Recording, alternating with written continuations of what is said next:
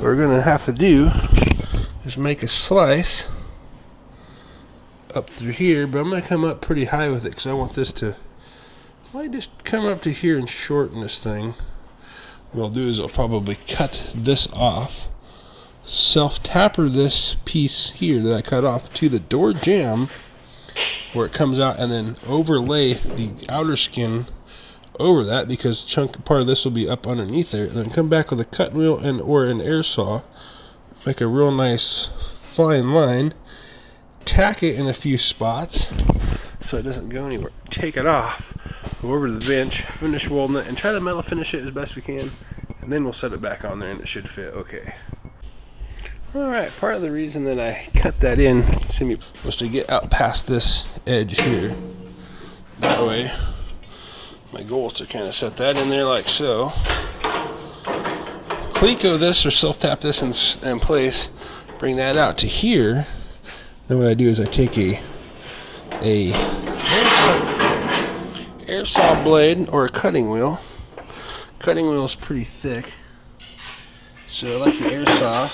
Seems like these cut just a little thinner of a gap, a little less to try to fill when I weld it, which will create less heat and hopefully won't warp this. But this is just kind of show you why I brought that in and didn't cut it on the corner, so I don't have to try to re-arc this panel. I don't have to try to build this edge out of filler. If I do any filler work and this ever gets bumped with something hard, it could chip the filler out, but at least with this paint, it won't. It just chipped the paint, not a big chunk of filler falling out of there. So got this thing sitting pretty good. All our gaps look good, our lines look good. We got a good distance from here to here, from the outside of our panel. Basically, that gap from here to there should be like that gap there. Looks good. So I'm gonna go ahead and set this piece in. I'm gonna let this piece overlap this piece. Once this is clecoed in, it'll help hold that panel out. Basically cut that off, put a couple tacks on there, and we'll pull that back off, throw it on the bench, and then finish welding it up. So when I was talking about clecoing this in, or self-tappering it, whichever you've got, I've got it clamped to where it's sitting flat up against the door jamb. You know, they're supposed to roll over. And I've trimmed this out enough. You had to trim a little bit of this out to get to fit in there. Okay, see ya. And then, I took a cutting wheel here, and then cut that. It does leave a little bit bigger gap, and then I'm just going to kind of work the two together, trying to get this to come out, because you see it's actually kind of still tapered in just a little bit. I mean, just that much. And then I've got it clamped down here, and I've also got this clamp keeping these together so this doesn't try to walk in on me. Then I'll do another tack probably here, another tack here, another tack here, every 3 inches or so, and then I'll work all the way down. Kind of get back and look, see how I like that. We've got a little bit of a problem here. This is a little bit of a booger sticking there, but this has also been pushed in due to the other quarter panel. Either I tore it out up getting it out, or it was already like that. I'm not really sure, so I could also kind of loosen this bottom clamp up and push this over. But really the trick is just to try to work the two in together. This down here did have a gap originally that they seam sealed, so we'll put some 8115 or some seam sealer of some sort in here when we go to put that back on. And then that's kind of where we're at on that. That's kind of what we're going to have to do. Get that out. Now we'll just walk this out, and I'll grind these down when I take this panel off and put it on the bench. And I'll come back and I'll hammer and dolly those two pieces together the best I can as I weld it, and then grind it, and then just kind of fill them in and go. Basically welding about 1/2 inch or so all the way through until we get the panel where we'd like it. Alright, so we got that pretty much tacked in. So we clecoed it, set it in here, tacked it in. We are punched in just a little bit here.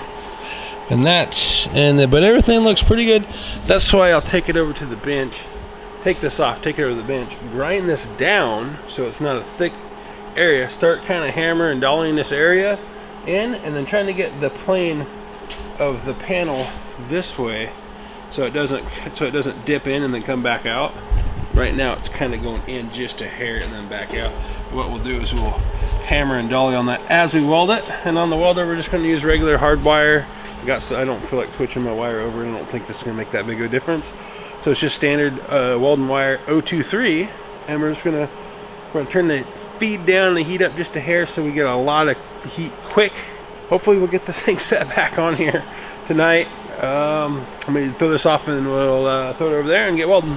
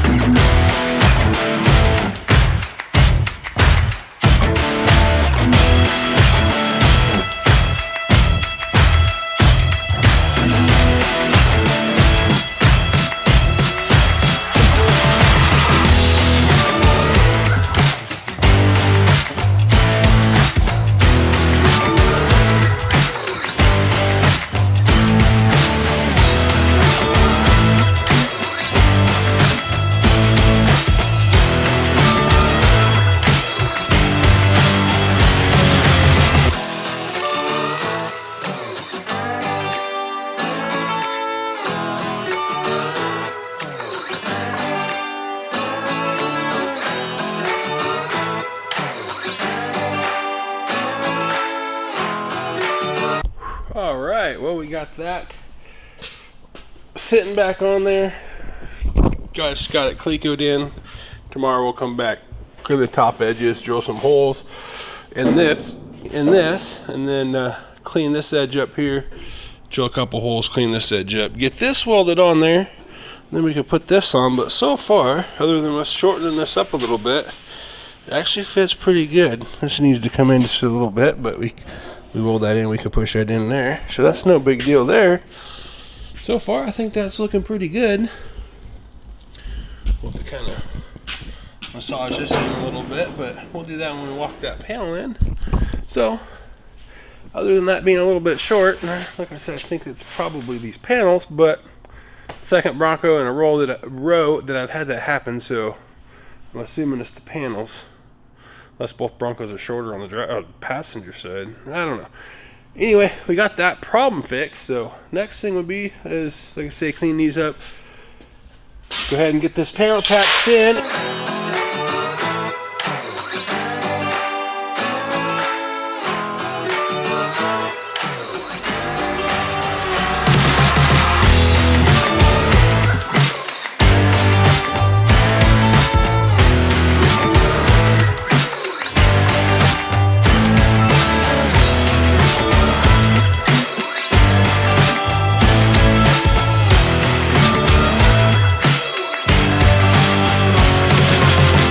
Got the quarter panel and the rear stake pocket slash taillight housing. I don't even really know what the technical term is offhand, but we got this spot welded in here.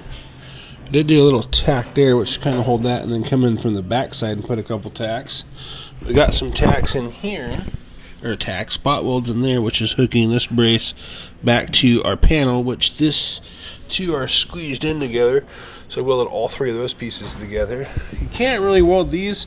It's very hard to get in there to weld that, so I just reach in there and weld the three pieces kind of together. This panel, and then that back stake pocket. And then came in through here, through a couple welds there. Then of course all the way top of that rocker, or top of that quarter. Weld it from the top because it's a lot easier to reach in. You got quite a bit of room, and you got all that room instead of trying to reach up in between the quarter panels and then it's like the factory, we welded them here. So next thing, I'll take a hard stone, grind these down, hit it with a 36 or roll lock, and then probably just buzz it down with 80. Eventually we're gonna strip this all off. That pretty much wraps up for the day, and I'm gonna end the video here, and we'll tackle some more tomorrow. So if you like this video, this type of stuff, give this a like, a subscribe. Tune in on the next video for some more Bronco rust repair, and remember, get out there and create something today, even if it sucks. Peace.